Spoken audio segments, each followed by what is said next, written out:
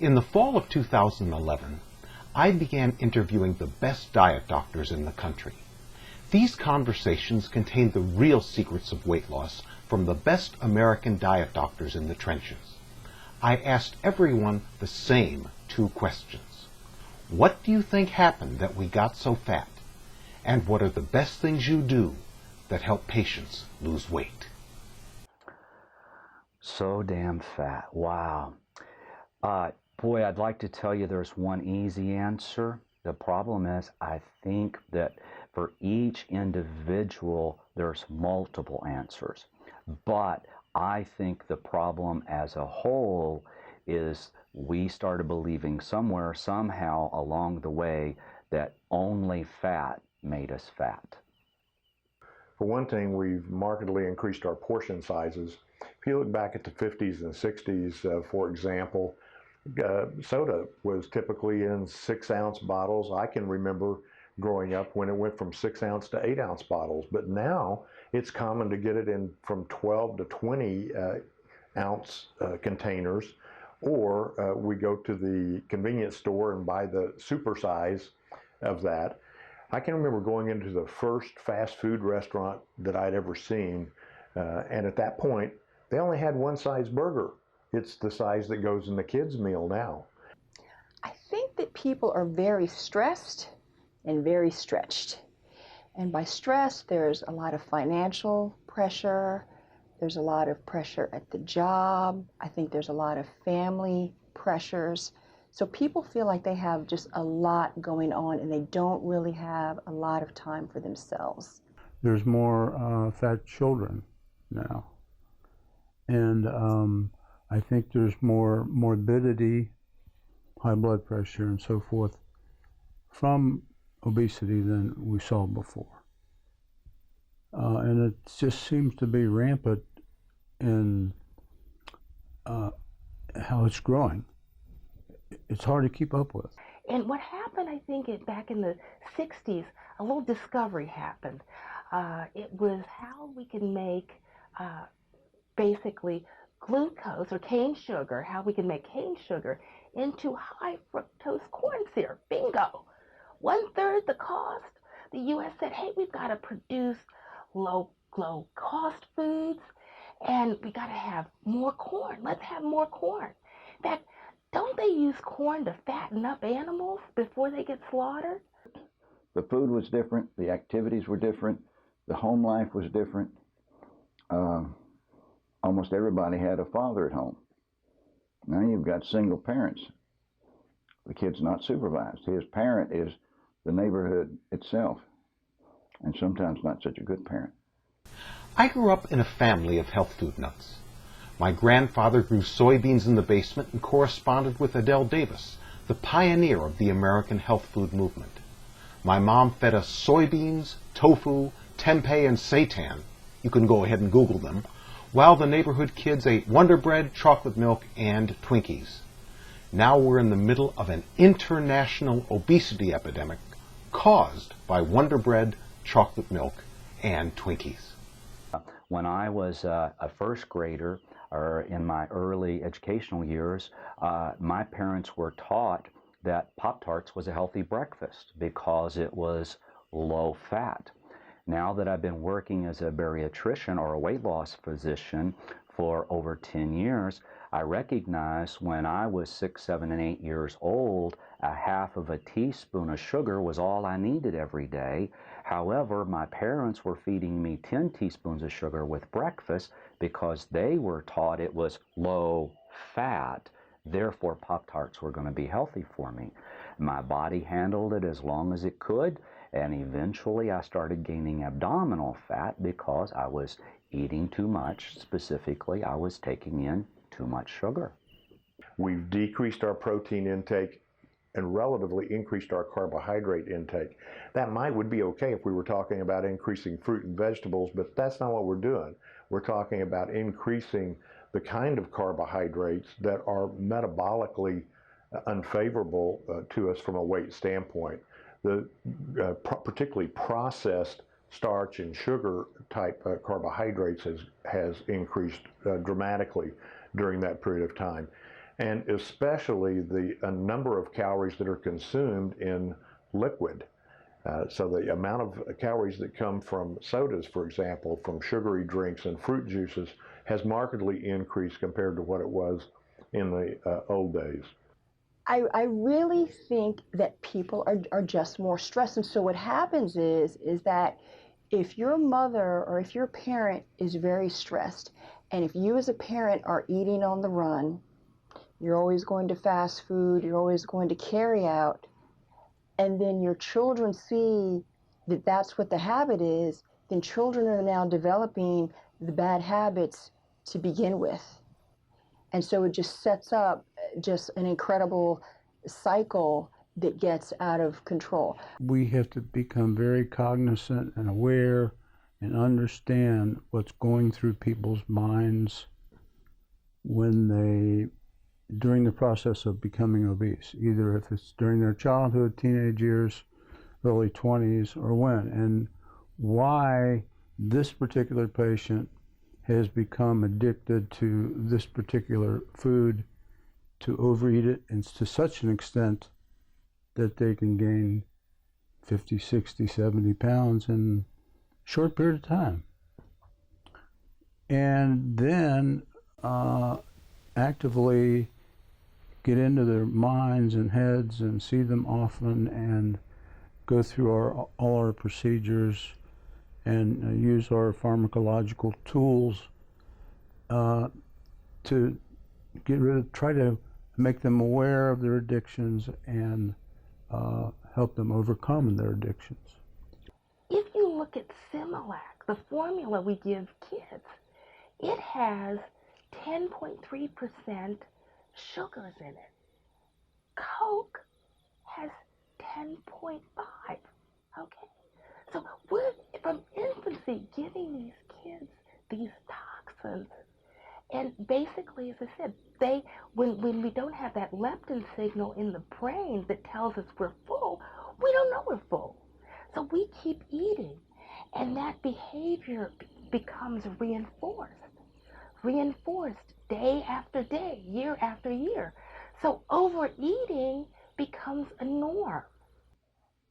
The mothers are heavy, and if she doesn't try to restrict food for the child, the aunt or the grandmother, oh, that child is not fat, she's just healthy.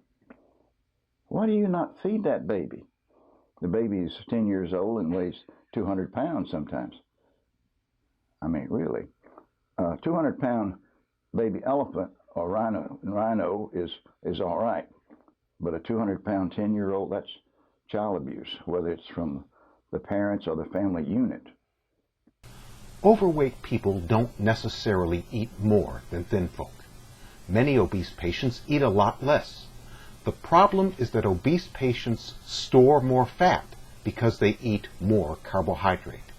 It's the balance of protein, fat, and carbohydrate calories that determines how much fat you store.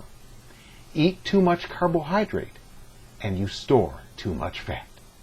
I was an ER doctor for 15 years, and when I got serious about my weight was when I was taking care of 35 and 40-year-old heart attacks. They had perfectly normal cholesterol levels, but what I noticed was their belly looked just like mine. And I got tired of walking in and telling 38-year-old ladies with a couple of small children that, sorry, Dad's not going to be here anymore.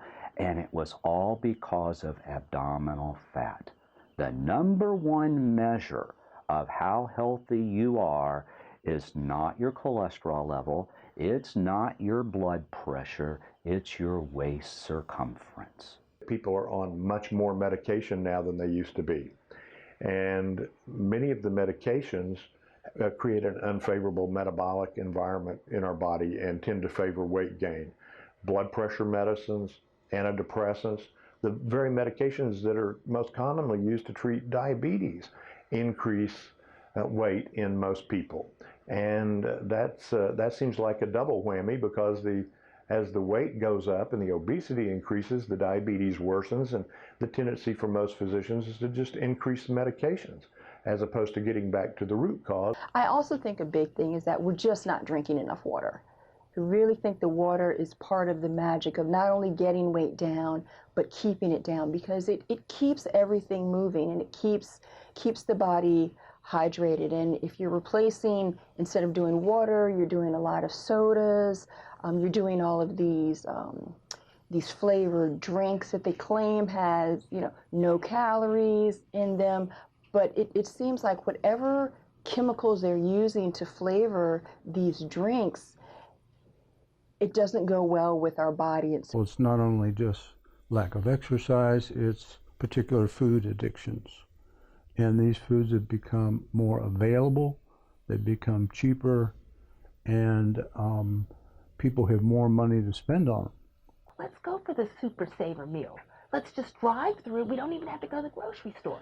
We can eat out of those containers. We don't even have to wash dishes, And we can, by the way, eat out of those containers that may contain toxins, may contain plastics like the phthalates, bisphenol that lines drink containers. So we're eating out of those things. We're microwaving in containers that fast food, that basically those things, those toxins are also secreted. So we're getting hit everywhere.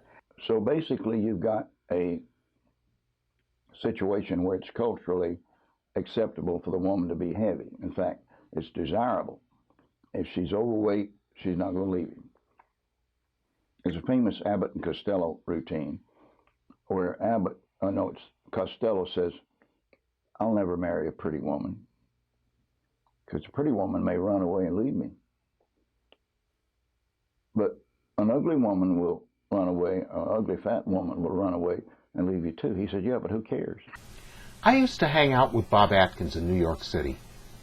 Bob was right in much of his low-carbohydrate diet thinking, but he was dead wrong in one horrible way. I cannot overstate the amount of damage that Bob did to the American diet mentality with his insane notion that you can eat as much dead animal and adipose tissue as you want and lose weight. You absolutely, positively cannot freely feed on protein and fat and expect to lose weight. The first week on Atkins, my average patient eats 700 to 1100 calories a day, and they lose weight. But by week 8, eating unlimited dead animal and butter and olive oil, most patients are well over 3,000 calories a day, and weight loss stops. But if you're worried about cholesterol and your waist circumference is over 35 as a lady, over 35 inches, and if your waist circumference is over 40, you're worried about the wrong problem. If we lose weight, even if our cholesterol stays elevated, it's a more healthy cholesterol. It's not a bad, it's going to kill you type of cholesterol. Neurological medications, blood pressure medications, and diabetes medications are particularly notorious for increasing weight. And I would say when I first started practicing bariatric medicine full-time in 1984, if I compare then to now, I would say the number of people that are on medications that increase weight or on multiple medications has skyrocketed, probably at least tripled in number since then would be my guess. You must go to the grocery store once a week if you can, and really stock up on all of the food that you need for the entire week. Don't just buy enough for 1 or 2 meals. Get everything that you need for lunch and for dinner and for breakfast for an entire week at a time. Actually, there's only one food: sugar. Sugar is extremely addicting. It may be the only food that's addicting, other than alcohol and things like that, which are sort of a food. But when we first came to this part of the world as immigrants from Europe or Asia or Africa, our forefathers back in the 1600s were not fat. They sort of picked up the habit of being fat as we moved along toward the 20th century. Also, also in baby formula, did you realize it contains not the breast milk, but the canned formulas, Geniston, which is a soy product. So we're giving both male and female kids more soy, more estrogens, which are fat producing. So, it's almost like the deck is stacked against us. We've created an environment that is obesogenic. If she's fat, she's safe.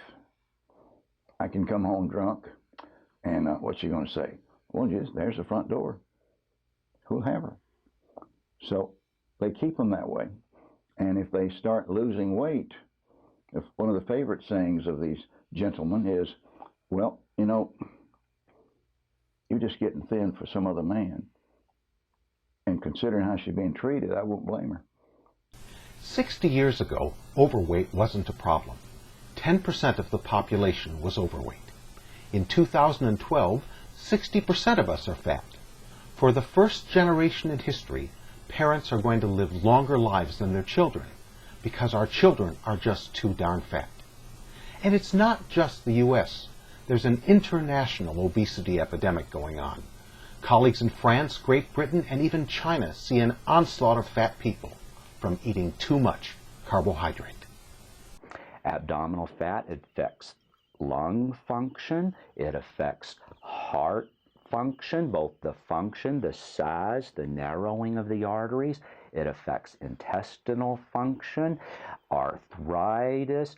In fact, we know many of the cancers are directly related to the amount of abdominal fat that we carry.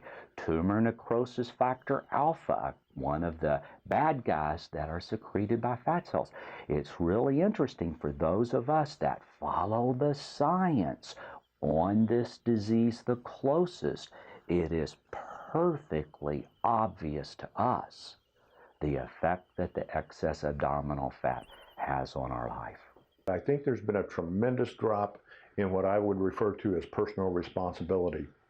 We've become an instantaneous society, and everyone expects instant results from anything they do.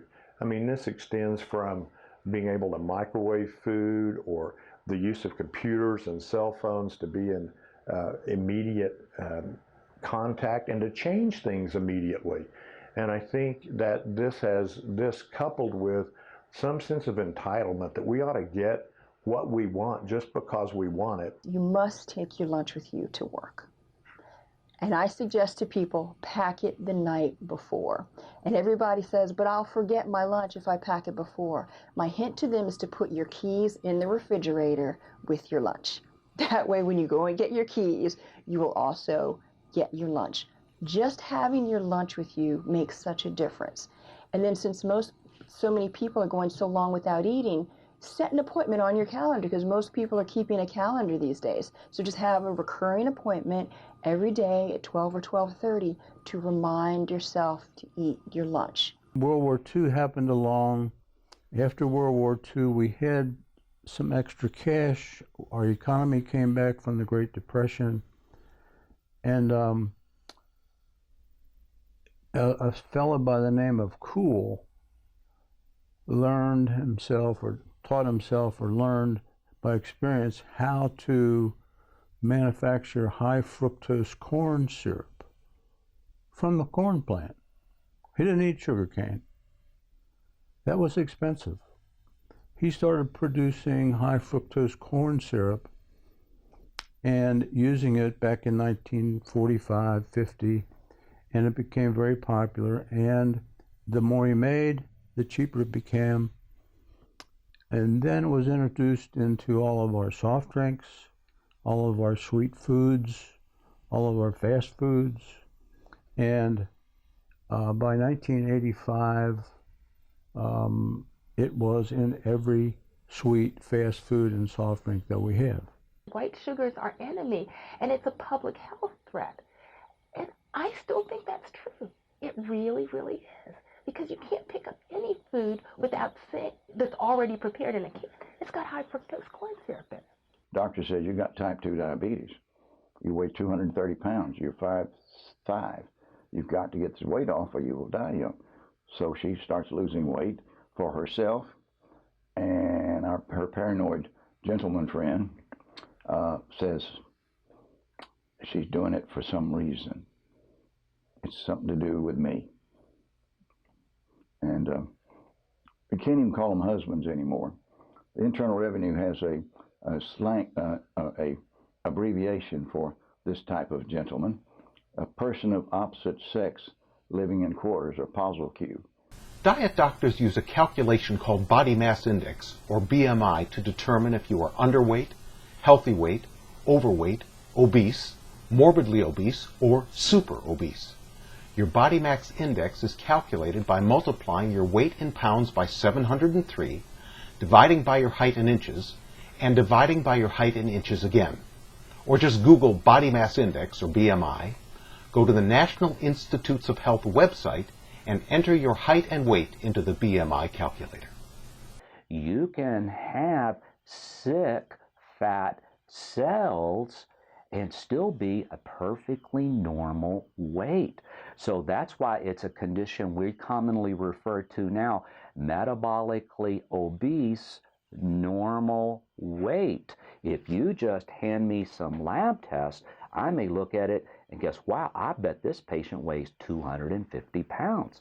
Well, I walk into the room and they weigh 160. But from a metabolic standpoint, that person is just as ill as a 250-pound person. That our culture uses food in so many ways as a symbol or substitute for so many things, to the extent that we eat because it's a wedding, we eat because it's a funeral, we eat because we're stressed, we eat because it's a holiday.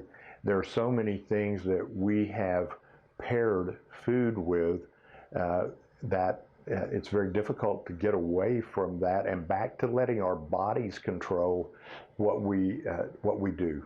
Planning and preparation. You never want to set yourself up. Hardly anybody can make good choices if it's 2:30 in the afternoon, you haven't eaten, and you have to go out there and find something. Always difficult for most people. So I find that if I just stay inside and I have my lunch with me, I can make much better choices. And at least if you were going to go and get something that's not helpful as a snack, you have something already with you that can at least be a speed bump. So you can't go full steam ahead to something that's not going to be helpful for you. Now, high fructose corn syrup has the same amount of sugar per se as cane sugar. It's just a heck of a lot cheaper. And that's why it's put in all the foods. And the more we manufacture it, the cheaper it becomes. That brings the price of cane sugar down. So sugar is a cheap commodity. Change for people is mighty hard. And so we've got to give them tools, suggestions, ideas, what they can do to make those successful changes, okay? And when there are these little diet saboteurs running around, we've got to insulate them from those people, because they'll say, the husband will say, oh, honey, I just brought you your favorite ice cream tonight. Why don't you have it? Have it with me. Come on. They say that 3 out of 4 overweight children become overweight adults. It's set up, whether it's chemistry or habits or heredity or combination, it's there. I did a fellowship in biochemistry before medical school, so I look at obesity a little differently. From a biochemist point of view, the American obesity epidemic is not caused by eating too many calories, but by storing too much fat. When you eat too much carbohydrate at a meal, your body releases too much insulin, and too much insulin stores too much fat. It's simple diet economics. I've done a lot of research on metabolic syndrome, and it was initially described many years ago as a constellation of symptoms. But basically, if you have 3 of 5 factors, you have a condition called metabolic syndrome. Now, in my clinic, I like to use the term insulin resistance, because if you look very specifically at metabolic syndrome, I think of that as the medical term where we use the term insulin resistance. It's the changes in the body that happen when the cells of the body can't use normal insulin levels to get sugar into the blood, and it takes high insulin levels to get the sugar into the blood. So metabolic syndrome, insulin resistance, is basically the downstream symptoms and complications that go along with high insulin levels and with all the inflammatory compounds that are coming and circulating through the body from fat cells. I think the worst impact has been a combination of portions and carbohydrates. I think carbohydrates are probably the amount of carbohydrate ingestion is probably the most controlling factor. I think there's a lot of misinformation out there. I think that there are a few people who have been studying obesity and working with tens of thousands of patients since the 70s. I think those are the people who know what to eat and what not to eat. There's always some new fad, you know, and a lot of it is based on a very short amount of research and with a small number of people. But if you talk to the bariatric physicians who have been around for 30 plus years, they've talked to tens of thousands of people and have had hundreds of thousands of conversations. And so they have seen what works. So the more sugar we take in, the more fat we deposit, the higher our triglycerides get, and we lead into 4 or 5 major disease states that sugar directly causes. And that's, of course, obesity, high blood pressure, metabolic syndrome, several other big ones. And this is where we are today. We're stuck with a very cheap food out there that tastes very good. What happens in insulin resistance is the fact that through a variety of mechanisms whereby the liver becomes resistant to the action of insulin, the muscles become resistant to the action of insulin, when in this system you present a carbohydrate load, the body's, all these tissues are blocked. So the body basically says, aha, wait a minute, I know I need to get in there. So let me just pump out a little more. More is better. I'll just have a little bit more. And so what happens is, rather than that nice curve of going up and down, you have a tremendous spike up that stays up for a longer period of time before your insulin goes down, because some insulin does get in there and is able to work. However, that excessive amount of insulin is a signal to the body, wait a minute, I am in a fat storage mode. And they don't have anybody, a role model that eats properly at home. So they do what Mama does. Mama buys something quick. She'll go buy McDonald's, or she'll make some rice-a-roni or macaroni and cheese, and she'll bring some candy home as a reward for the child. And so it's just, I think the feedback isn't there anymore. And so that's why a lot of people become overweight adults, because it started in childhood. The 1972 Government Task Force Report on Nutrition told Americans to stop eating fat, cholesterol was killing us, and to replace the fat calories we were eating with carbohydrate calories. Our diet went from 55% fat to 55% carbohydrate. This caused 60% of us to store excess fat, and that's the American obesity epidemic. I defy any doctor to tell me what a gram of carbs look like. If I don't know what it looks like, and I'm an expert in that area, how can I expect a patient to know that? So we use teaspoons of sugar. We all recognize teaspoons of sugar. And as an adult, my body has 1/2 to 1 teaspoon of sugar in it. That's it.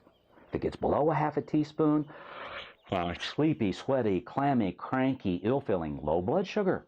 A teaspoon and a fourth has a name: diabetes. The difference between 1 teaspoon and a fourth of 1 and a fourth is the difference between a normal blood sugar and being diabetic. I see a few problems with carbohydrates. One is that sugar and starch stimulate appetite, so that they tend to be self-reinforcing. The more we eat, the more we want. In fact, that's the motto for one sugar snack food. The big three that I categorize as the danger places are starch, which includes rice, pasta, potatoes, breads, nuts, and soy. So starch, dairy is another big one that can slow people down. And then alcohol.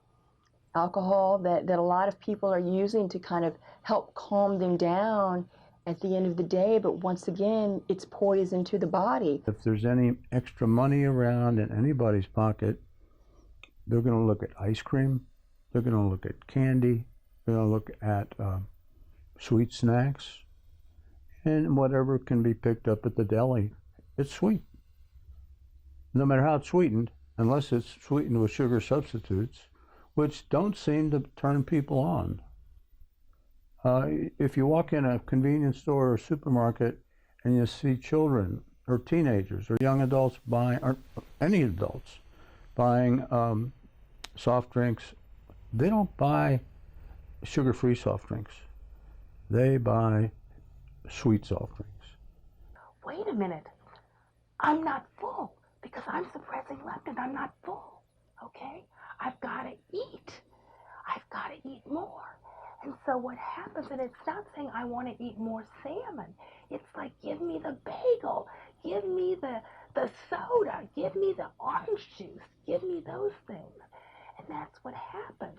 So basically, I try to tell people it's that all calories then are not created equally.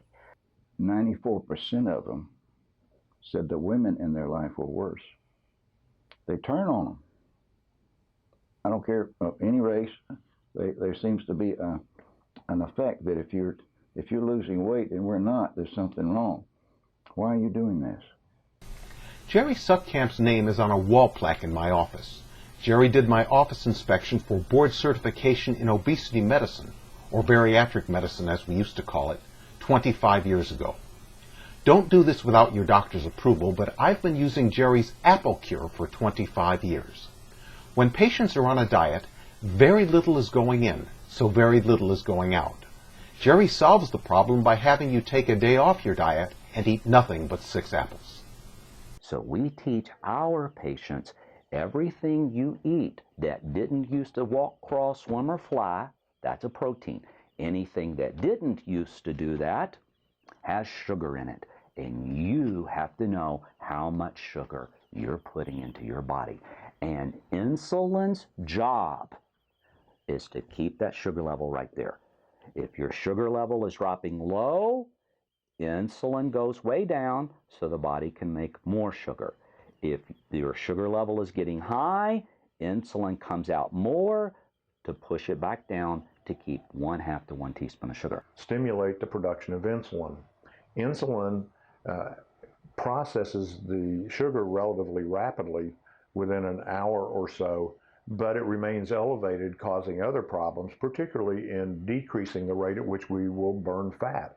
Or if high enough, in fact, we won't burn fat at all. The sugary drinks, the sodas, are never helpful, which is why I stress as much as you can to become a water drinker. If you become a water drinker, it makes such a difference. Now, people that are thin or people that are cognizant of their weight and are watching every mouthful they put usually buy sugar-free things.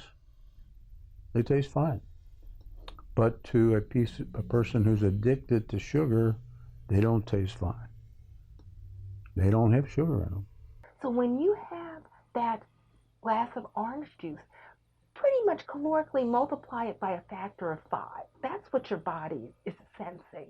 Okay, But we know when we don't provide that insulin resistant system with carbohydrates but give it protein, the body's going to survive. The body needs that little bit of sugar to work. So what happens is the body is able to go through a process called new gluconeogenesis, new glucose, but it only releases a little bit, so consequently there's not a need for very much insulin. Another thing I found out is that men are more solitary. Now, you and I will go and get something at a restaurant, and if we eat alone, that's no big deal. We may want to have company with our wives, but we don't have to have another person. We go in, get our sandwich, and leave. All right? Women are more social. And you get an office group, or in a bank, for instance, where there's a lot of women working. There'll be one alpha female, and she's the one that decides where everybody eats. And if you're not eating enough, she's the one that calls you on it. Literally. And she's the alpha. So I tell my patients, don't tell them, just tell them that lunchtime food doesn't agree with you anymore. That's the way you put it. You don't use the D word. I'm on a diet. Lisa Beal is Bob Beal's daughter, one of the pioneers of obesity medicine who trained me. Bob isn't with us anymore. He passed away in 2004. But Bob had a revolutionary concept. The diet never changes. The diet you lose weight on, meat, fruit, and vegetables in Bob's case, is the diet you stay on. There's no difference between weight loss and maintenance. I guess, the best I can figure out, that the average cave child averaged 1 teaspoon of sugar intake in a year. We're now averaging, as a nation, 130 pounds or more of sugar in a year. Sugar in the early phases is, in fact, dealt with, but the elevated insulin levels cause other problems, such as increased fat building, decreased fat burning, fluid retention, elevated blood pressure, elevated cholesterol, particularly the bad form of cholesterol, LDL, elevated triglyceride levels, and the insulin is a very inflammatory hormone. Actually, it inflames arteries, and there's a stronger correlation between elevated insulin levels and heart disease than there is between cholesterol and heart disease, in fact. Anything that you can do to put a speed bump between you and something that has high fructose corn syrup, the better. And I don't think that you should expect that you'll never do it again or that you can immediately make a difference. But I think it's about slowly beginning to change habits. Sugar's here to stay. It's here to stay. We as bariatricians and that are going to try to take care of these folks have some duties. First of all, when a patient walks in, we have our interview with them, do a physical exam, do blood chemistries, rule out diabetes, rule out thyroid problems, see how their liver function is doing, which sugar may have disturbed. And then we sit down and try to explain to them their addiction. We don't use that term addiction, but how important it is to not only go on our standard diet program, our weight loss program, and get some exercise every day, and mild exercise, but we have to backhandedly convince them of the sugar addiction. Because what happens in insulin resistance, we produce less of what we call nitric oxide, which is a vasodilator, okay? So then the blood pressure goes up, okay? We also know, because insulin is a direct stimulant to the liver, to increase both cholesterol, triglyceride production, to decrease the HDL production, to increase the LDL production. Okay, we know that. We know, again, because of general inflammation, there may be an edema that's present, not just in the extremities, but in the gut itself, which can cause malabsorption of nutrients. What you basically have to remember is that it's jealousy, insecurity, or just the wrong attitude about what is healthy by the other women in the group. And as I say, it's usually the alpha female who controls the opinion and controls what everybody else eats. Denise Bruner was board certified in bariatric medicine in 1988, a year after I was. We've been in the trenches together for 25 years, talking shop and swapping secrets. Like all diet doctors, in addition to limiting carbohydrate, we use medications that not only block appetite, but curb carbohydrate cravings and limit fat storage. Studies have shown if we get over 70 pounds of sugar in a year, that's when the diseases of Western civilization start to come. Heart disease, obesity, diabetes. Now, can I turn 70 pounds of sugar in a year into terms of teaspoons of sugar? Yes, I can. That averages to 23 teaspoons of sugar in a day. If you are over 23 teaspoons of sugar in a day, you are at the level that eventually you will develop the diseases of Western civilization. Our carbohydrate intake has increased both as an absolute amount in the diet, but also I think as a proportion of the diet that we're eating, and particularly, again, the form of carbohydrates that are worse for our system, the refined carbohydrates, ones that are released very quickly as sugar into our bloodstream, triggering an even greater rise of insulin. My father saw so many people, and you really can't argue with that kind of data. And so it's funny because I have one of his original diets. Had a lot of things on it, a lot of things that a lot of people say are okay to eat. But when you have that many conversations and you can track that many people on a weekly basis, not on a monthly basis, not on an every other week basis, on a weekly basis, you can really see what works and what doesn't work. Maybe by the third visit, when you become, or we become very familiar with the patient, when they didn't want to hear the word addiction in the beginning, as they get up and walk away and they've been mildly successful with your program, and you mention sugar offhandedly, what's bothering you, and what seems to take you back. Well, you told me once that sugar was going to be a problem, and it certainly is. So when they, right before we go out the door, I say, you know you're sugar addicted. You know you have a sugar addiction? Did you know you are a sugar addict? And they smile and say yes. Also, with the inflammation that's associated with insulin resistance, a person just feels fatigued. They're metabolically out of balance. They don't have energy. We've gotten inactive. A lot of us just don't do things anymore. We're more sedentary. We've got our TV. We've got our video games sometimes, but basically it's the lifestyle has changed. And you think about it, a 300-pound man or woman gets in a 3,000-pound car to take a 3-pound dog 3 blocks to the vet. Tom Cooper is board certified in family medicine and board certified in obesity medicine. Tom is a die-hard family medicine practitioner. Just for fun, at age 70, Tom took the family medicine board again. So it surprised me that Tom believes the answer to our obesity epidemic isn't medical, but social. Tom says the fix starts at home with good parenting and by controlling the forced feeders in the environment. In my fat days, I used to eat 2 plates of spaghetti. Each plate had 3 cups of pasta.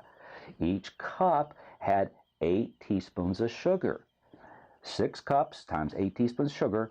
I was taking in 48 teaspoons of sugar each time I ate spaghetti.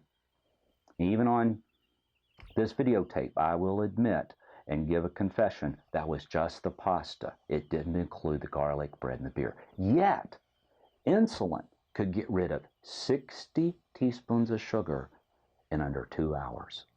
My body could get rid of 60 teaspoons of sugar in 2 hours. That's the power of the hormone called insulin. I think one of the greatest disservices that the medical community has done in that period between the 50s and now is to emphasize the importance of low-fat eating. And what happened with all of the concentration on low-fat eating is not that people increased their intake of vegetables, but instead that they increased their intake of carbohydrates to compensate for trying to lower their fat. In fact, during the low-fat era, two things I thought were really remarkable. One was a cookie company produced a cookie, Snackwell's, that very shortly became America's #1 selling cookie, simply because it was low-fat. And people thought that by eating a low-fat cookie, they could get away with a high volume of it without having any effects on their weight. Well, that's just pure sugar and flour. Yes, it was low-fat, but that didn't make it healthy. And secondly, the American Heart Association during that time started handing out seals of approval to foods that were low-fat. So the American Heart Association gave its stamp of approval to Pop-Tarts. Your body needs protein. I think the vegetarian diet it's difficult, especially if you try to become a vegetarian later in life. I mean, at the end of the day, we're carnivores. We're not, strictly vegetable eating species. And so if not chicken or turkey, then fish. But I do find that it is a challenge for people who are strict vegetarians, because most vegetarians, for their protein source, use some sort of starch in soy and nuts and grains. And I actually have a situation to where I have two sisters. One is a vegetarian and one is not. And the one who is a vegetarian, it has been a much greater challenge for her to try to get her weight down. If they come, they've gained a couple of pounds, you know what it is. I don't even try to be gentle anymore. I just say, well, what kind of sugar did you eat before they can? Well, it was my birthday. I had birthday cake, or it was Valentine's Day, or it was Easter, or it was Christmas. And all their holidays, and they're all just jammed with sugar. So it's here to stay. It's a problem. It's wonderful. It's cheap. It's better than smoking dope. All these things happen, and so many people come in here to my office and just express their frustration, saying, I'm trying, I have my oatmeal in the morning, I have my whole grain bread sandwich in the afternoon, and I have my couscous at night, and I can't say those are bad grains, okay? Because people want to say good food, bad food. But I just say at this point in your life, it's not metabolically benefiting you.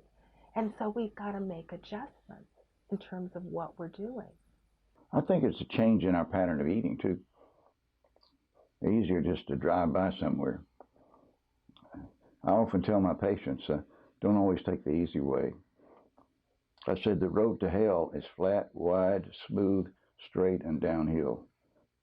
And the other path is kind of rocky, and you got to really watch your step. But it goes the other way. Mike Steelman runs the largest medical weight loss practice in the West. He's an expert on the safe and effective use of medications that promote weight loss and prevents fat storage. He's also a past president of the American Society of Bariatric Physicians, as are Jerry Sutkamp, Tom Cooper, and Denise Bruner. I had a guy come to see me the summer of 2000. The first 2 months, he really didn't lose much weight. And the summer of the year 2000 is when I started thinking teaspoons of sugar. So I went to this patient and I shared with him our little formula I'll share in a second on teaspoons of sugar. The guy came back, lost 28 pounds the first month. I thought, holy crap, dude, what did you do? He said, well, Dr. Rader, I was eating 2 bowls of oatmeal every day for breakfast because I have a bad cholesterol level. You taught me that 1 cup of oatmeal is 4.5 teaspoons of sugar. Well, I was doing 25 or more teaspoons of sugar with my breakfast. So I quit eating the oatmeal And I started eating bacon and eggs, making sure I kept breakfast under a teaspoon of sugar. And you see what happened. Now, you remember the oatmeal commercial? I was down 9 points. I was down 12 points. In my cholesterol level, I checked his cholesterol level, paid for the test, told him, just let me draw your blood. His cholesterol level went down 100 points in 1 month eating bacon and eggs for breakfast. There was a study that was published in a well-known peer-reviewed journal that looked at the intake of fat as a percent of our calories from 1955 till the study was published, which I believe was sometime in the 1990s. On the same graph, it plotted out the percentage of Americans that were overweight or obese. And in fact, those two images were mirror images. The percentage of our calories in fat was steadily going down, and the percentage of us that were overweight or obese was steadily going up. His original plan did not have just meat, vegetables, and fruits. It had the wheat bread and the oatmeal and the brown rice and the lean pork. It had those things on it. But when he saw those people week after week after week, you see trends. And that is what he saw. He saw the trend. And so it probably took about 4 or 5 years for him to really start making changes with the plan. But by the early 80s, late 70s, his plan was set. And I tell people, it worked then, it worked now. There's really no magic in weight loss. You know, losing weight is all about the food that you eat and the food that you do not eat. That's really what it comes down to. And you can't chase pills, you can't chase shots. Those things help you while your body is burning your stored fat. But if you're taking appetite suppressants, you're taking pills, you're doing B12 shots, and you have no structure with your food, you're eating whatever you want, you still won't lose weight. I think I'm helping them take away evening desserts that somebody has fixed, whether it's the daughter or whatever, a cake or a pie, but that's made with real sugar. And they have something that they can substitute. And when they can do that, they're eliminating all the real sugar and all those extra calories, sugar calories, and then I see some weight loss. Too many carbohydrates cause too much insulin to be produced, which then causes too many fat cells to be plumped up, to be enhanced in size, and maybe even duplicated in number, which also, again, fat cells, we know, are to the root cause of producing inflammatory cytokines. These are substances which basically cause disease in the body, affecting kidney, heart, liver, eyes, can affect any organ. They don't discriminate. Sugar is in everything. Worse than sugar is the high fructose corn syrup. With all apologies to the farmer people that may hear me, I think that you should never consume anything that's designed to feed farm animals. Alan Rader has a unique way of looking at carbohydrate intake. Alan says think teaspoons of sugar, not grams of carbohydrate. A teaspoon of sugar contains 4 grams of carbohydrate. There are 4 calories in a gram of carbohydrate, so a teaspoon of sugar contains 4 times 4, or 16 calories. 1 12-ounce Pepsi, 7.5 teaspoons of sugar.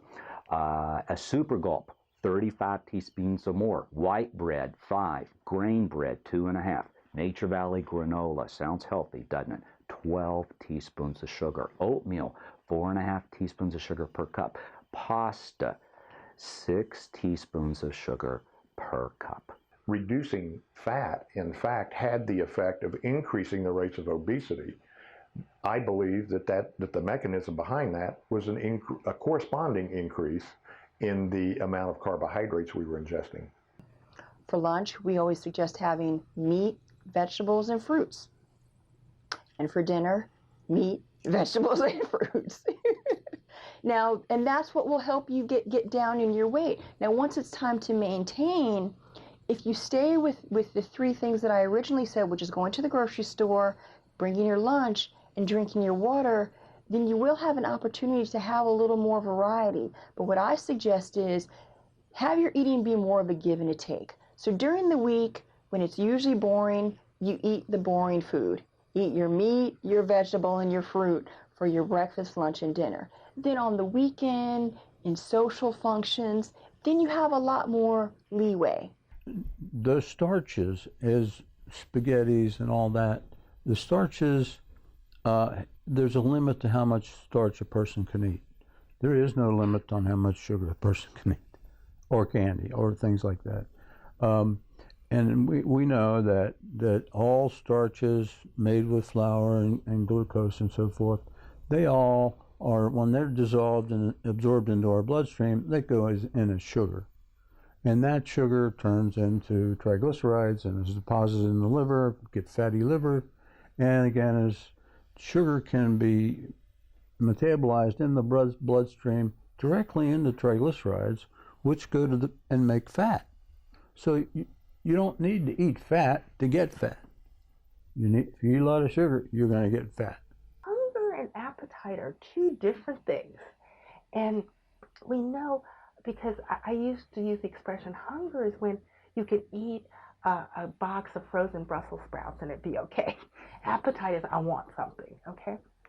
So in that vein, the appetite portion, or that drive to eat, may come, as we talked about earlier, with having a higher insulin level that is stimulating them to want more to eat. You have to understand that we've had chemistry. We know what sucrose is. They don't. And so the public just blindly goes by and buys these. And I asked a friend of mine, and we got to talking about this, why is there sugar in all these bars? The reason is people will not buy it more than once if it isn't loaded with sugar. The best diet doctors in the country all use the same diet. They all know each other, but they've never been to each other's offices, never compared notes, or swapped secrets. But everyone uses the same diet. At least the patients that come to my overweight clinic, they're averaging in the ballpark of 50 to 75 teaspoons of sugar per day. We basically have 4 sources of calorie in our diet. 3 primarily we think about are protein, carbohydrate, and fat. On the weekend, you might gain a pound or 2, but if you're drinking your water and come Monday morning, you get back on the meat, vegetable, and fruit, your body will get rid of all of that fun stuff that you had during the week. And fat has 9 calories per gram. Alcohol has 7. And so all of the calories that we take in are going to be in the form of one of these or the other. Once you get the sugar under control, you got about 80–90% of it whipped. And when they see, when they come in here, they know that I'm going to have to be doing something different. I got to stop something. And they know that potato chips and all the other starchy foods, whether it's baked beans or mashed potatoes, spaghetti or pizza, they know they're going to have to give them up. That's a given. But they're not so sure. They don't want to know about sugar. Well, I don't know. And that's hard for them. But it's hard for everyone. Being proactive in your medical management will be so much more beneficial than being reactive when we may have to pile 6 drugs on to control your blood sugar. All the diet doctors limit carbohydrate. No one says you can eat as much as you want. Everyone stops sugar and high fructose corn syrup. All the diet doctors use 500 to 1,500 calorie diets of protein, vegetables, and fruit. Everyone limits carbohydrate to limit fat storage. We call obesity a complex puzzle. Think of it as in 4 pieces: nutrition, metabolism, behavior, psychology. Now, if I fix your nutrition, there still may be some psychology issues that need to be addressed. In fact, in most patients there are.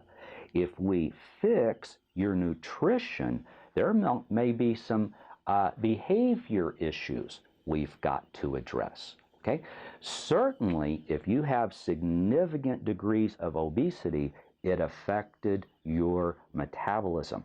So sometimes just changing your nutrition may not fix the other problems.